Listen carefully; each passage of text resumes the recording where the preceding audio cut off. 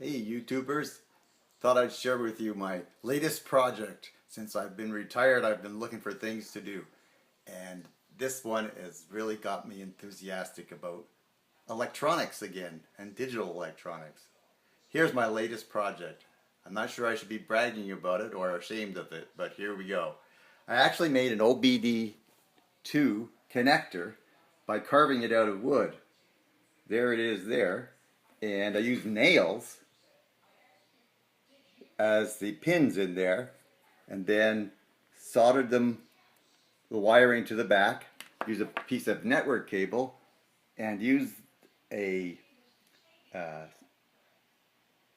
chip that I've got actually as a free sample, and a Bluetooth board from Bluetooth board. So I plug this into the car, the OBD2 connector, and I can now get the codes out of my car.